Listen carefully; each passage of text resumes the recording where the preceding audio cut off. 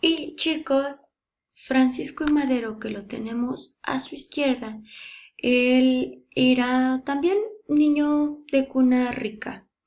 Él casi toda su vida se la vivió en Europa y pues tenía ideas de allá. Y en esa época estaban todas las ideas de la ilustración, la democracia dentro del país, y con esas ideas regresa a México, a, a Coahuila, al norte, y las empieza a difundir. Entonces esto lo ve como una amenaza a Porfirio Díaz porque piensa que nada más es otro político de que le quiere quitar la silla presidencial, pero no lo va a lograr.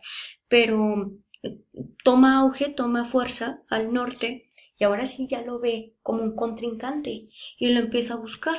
Entonces él hace el plan de San Luis en San Luis, pero luego después se va porque lo está persiguiendo, se va a Estados Unidos, allá lo termina y lo emite. Y el plan de San Luis lo que hace, le pide a los hermanos Flores Magón que lo distribuyan, chicos, ese documento en todo México, y allí es en donde convoca, entre muchas cosas, al pueblo mexicano a que se una a la Revolución Mexicana, y que ya pues Porfirio Díaz cantarle las golondrinas de todos los años que tiene la presidencia, en la silla presidencial, y pues que ya es obsoleto y que ya se vaya y que ya vengan otras elecciones y que convoquen a alguien nuevo, fresco, y pues sí, quitar a este emperador que teníamos durante todos estos años, durante todas estas 3 décadas, un poquito más de 3 décadas.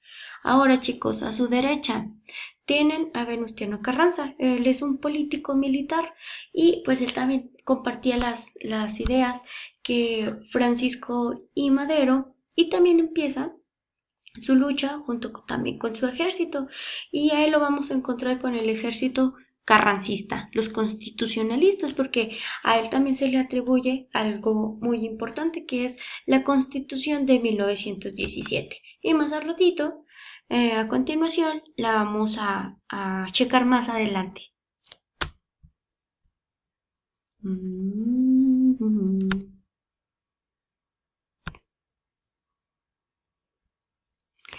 El inicio del movimiento armado. Les voy a platicar cómo estuvo esta situación para que pongan atención desde aquí, chicos, porque vienen unas preguntas para que las puedan contestar y no tengan que repasar.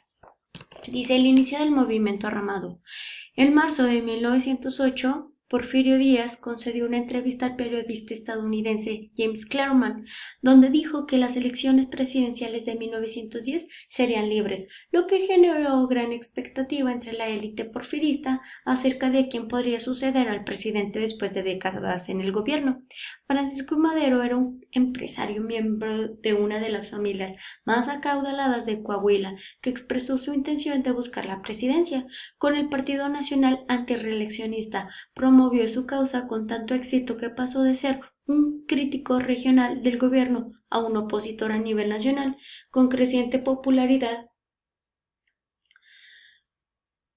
Madero logró unir varios movimientos de todas las clases sociales, pero en especial entre la clase media urbana, alertando al gobierno de Díaz al punto que ordenó su detención y traslado a la cárcel de San Luis Potosí bajo el cargo de incitar la rebelión. Ante el triunfo de Díaz, ante Díaz en las elecciones, Madero proclamó el Plan de San Luis, convocando una rebelión armada para el 20 de noviembre a las 6 de la tarde. La convocatoria tuvo éxito entre las poblaciones rurales del norte del país, donde los ejércitos campesinos de Francisco Villa y Pascual Orozco ofrecieron sus recursos para las causas maderistas en poblaciones de la Sierra de Chihuahua, extendiéndose a Sonora, Coahuila y Durango, con la esperanza de resolver las injusticias que vivían cotidianamente. Estos ejércitos populares no tenían preparación militar formal, practicaban técnicas de guerrilla que debilitaban al ejército del gobierno, pues eran numerosas y aunque no estaban bien armados, conocían y dominaban el territorio donde peleaban. Al mismo tiempo, en el sur del país, en el estado de Morelos, un grupo de campesinos buscaba recuperar sus tierras de manos de los hacendados productores de caña. Nombraron a Emiliano Zapata líder del Ejército Libertador del Sur y se sumaron a la protesta maderista con mayor organización que sus compañeros del norte. Constituía también un ejército popular sin instrucción formal. Obligaron a Porfirio Díaz a renunciar a la presidencia mediante una carta que se leyó en el Congreso, que de inmediato nombró, según la ley, al secretario de Relaciones Exteriores, Francisco León de la Barra, como presidente interino hasta nuevas elecciones. Díaz salió del país en mayo de 1911. Lo desterraron, chicos, y murió en París en 1915. Francisco I. Madero ganó las elecciones de 1911 gracias a su popularidad en amplios sectores de la sociedad mexicana, que estaban a las expectativas de grandes cambios respecto al sistema porfirista. Madero realizó algunos cambios encaminados a la democratización de las elecciones y a descentralizar el poder presidencial. Permitió a algunos miembros de la clase media y alta acceder a puestos de poder, relegando a algunos viejos porfiristas. El presidente pensaba que lo más conveniente para el país era el apoyo a la propiedad privada y mejorar las condiciones de vida de obreros y campesinos sin afectar a los grandes inversionistas y empresarios, pero todo se le salió de las manos a Francisco Madero, porque debido a estas cosas que él estaba realizando, una nueva organización en el país, pues lo primero que hizo fue quitar el poder a los que estaban ya ahí. Y estaba la otra parte del pueblo que quería de nuevo la restitución de sus tierras. Y no nada más con Emiliano Zapata, sino en todo el país. Y bueno, creo que se puso una meta muy alta que sí la pudo haber logrado, pero en un tiempo mayor. Y como vieron, chicos, los de la clase alta, de que era como que un poquito amenazante las ideas que tenía y las acciones que estaba realizando, pues lo mandaron matar. Y llegó a su fin, chicos, el gobierno de Madero en 1913, cuando Félix Díaz, sobrino de don Porfirio Díaz, y Bernardo Reyes, un político y militar porfirista que había esperado suceder al presidente por años, organizaron un golpe de Estado con la ayuda de Henry Land Wilson, el embajador de Estados Unidos de América en México, que estaban muy preocupados por los intereses económicos de su país ante las políticas maderistas. En la revuelta conocida como la Decena Trágica, la conformación del poder cambió por completo. Madero y Reyes fueron asesinados y Félix Díaz echó a un lado. Un general porfirista, Victoriano Huerta, ocupó la silla presidencial. Su gobierno de 1913 a 1914 se caracterizó por la corrupción, la represión y una terrible crisis económica que afectó a todo el país con una sangrienta guerra civil. Y aparte de criticarle eso a Victoriano Huerta, fue de que pues llegó y dijo, ya se murió Francisco Madero, entonces yo soy presidente. Y no convocó ni elecciones, ni le tomó parecer a nadie. Entonces, eso sí fue muy criticado y por eso también se le considera el traidor de la patria, debido a todas las cosas que les acabo de mencionar hace ratito. Bueno,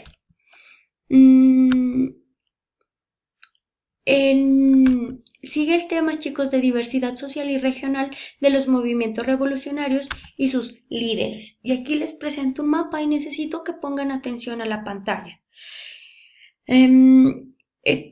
Los ejércitos en esta época había tres ejércitos principales: el de Francisco Villa, el de Venustiano Carranza con los carrancistas o constitucionalistas, y el de Emiliano Zapata, que era el sur, el ejército libertador del sur. En Coahuila, chicos, el gobernador del estado, Venustiano Carranza, un hábil político, logró incorporar a su causa los levantamientos de otras regiones mediante el Plan de Guadalupe, que desconocía a Huerta como presidente. En Sonora, los principales caudillos de este estado futuros presidentes de la República estaban Álvaro Obregón, Plutarco Elías Calles y Adolfo de la Huerta. Pertenecían a la clase media y aportaron poder político y capacidad militar al movimiento de Carranza. Chihuahua y Durango era la zona de influencia de Francisco Villa y su ejército popular, formado por campesinos, ganaderos, pequeños propietarios, entre otros muchos, que buscaban acatar con el poder de los grandes propietarios y la injusticia de toda la región. Se sumó a la causa Carranza. Y en Morelos está el Ejército Libertador del Sur. Estaba formado por campesinos principalmente y su líder era Emiliano Zapata. Esta Armada Popular buscaba restituir la justicia social agraria. No se unieron a Carranza, aunque sí desconocieron a Victoriano Huerta, modificando las demandas del Plan de Ayala de 1911 para incluir su dimisión. El plan, como bien lo acaban de escuchar, el plan de Ayala lo redactó Emiliano Zapata, y entonces aquí le pedía antes de que mataran a Francisco Madero, cuando ya ascendió a la presidencia municipal, a la presidencia de México, y vio que no estaba haciendo nada, entonces hizo un documento y le estaba pidiendo de que pues definitivamente se quitara de la presidencia porque no le iba a dar nada y no iba a restituir las tierras desconocía el gobierno y la presidencia de él. Y pues ya después pasa lo de la escena trágica y lo mata. Y ese tema, chicos, nada más consiste en ver en dónde estaban distribuidas las distintas facciones revolucionarias de esta época. Ahora viene el tema de la Constitución de 1917. Y en esta, después de años de guerra civil, la situación del país era un desastre. Hambre, enfermedades, los caminos destruidos y las comunicaciones interrumpidas porque los ejércitos utilizaron la red ferroviaria en sus tácticas de guerra. La crisis económica obligaba a restablecer la legalidad, pero la Constitución de 1857, aunque liberal, no satisfacía las demandas sociales de todos los mexicanos. El gobierno de Carranza convocó a un Congreso Constituyente que pretendía ser incluyente, pero en la práctica los constitucionalistas restringieron la participación de sus enemigos de batalla y los 220 participantes se eligieron principalmente en las zonas urbanas. La Constitución, que resultó de la Revolución Mexicana en 1917 y que continúa vigente, se basa en los logros liberales de 1857, la separación Iglesia-Estado, las garantías individuales y la división del gobierno en tres poderes, que esto también ya lo hemos visto durante todo el ciclo escolar, la división de los tres poderes que tenemos aquí en México, chicos. Acuérdense, hagan memoria. Y en 1917 se eliminó la reelección y el cargo de vicepresidente. Este conjunto de leyes se considera un adelanto democrático porque incluye beneficios para los obreros y campesinos, educación laica y obligatoria e igualdad entre los ciudadanos. Entonces, Emiliano Zapata, Francisco Villa no querían la silla presidencial. Ellos nada más querían que se hiciera justicia, que se restituyeran las tierras y darle a alguien más el mandato. Y ese alguien más vieron sus ojos en Francisco Madero, pero luego vieron de que no resultó y lamentablemente lo mataron. Luego después ocupó la silla presidencial Victoriano Huerta a la de a fuerzas, sin pedir elecciones, y luego inmediatamente también lo quitaron. Hubo una guerra, chicos, en ese sentido, y en esta época también fue la toma de Zacatecas. Y pues aunque no muy de sus favoritos, el único que quedaba ya era Venustiano Carranza, que también era como que más político, tenía más callo por ese sentido, por ese lado, y pues era también una persona objetiva y calificada para llevar las riendas del país, que al último sí fue presidente, pero también lo matan. Y su principal aporte a México fue la Constitución que ahorita tenemos. Bueno, entonces, chicos, hasta aquí nos vamos a poner en acción. Vamos a sacar la libreta, su bella y hermosa libreta, y con su bella y hermosa manita van a sacar sus plumas de colores, o sus plumones, o sus lápices de color, sus colores. Y la actividad didáctica va a consistir en lo siguiente. Van a poner el título, la fecha, el grado del grupo, su nombre completo, chicos, la asignatura de Historia 3 y la maestra. Ahí viene mi nombre, chicos, ahí véanlo en la pantalla. Y este va a ser el trabajo número 4.4.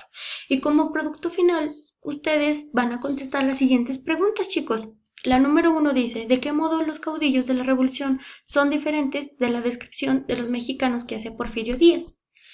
3. ¿Por qué la Constitución de 1917 se considera democrática y en qué aspectos cambió México entre 1910 y 1917? Ahí vienen los aspectos de la evaluación, chicos. Lo que voy a evaluar son 5 aspectos. Si gustan, darle pausa para que los puedan leer. Tienen del 28 de abril al 5 de mayo para que lo entreguen y ese es mi correo.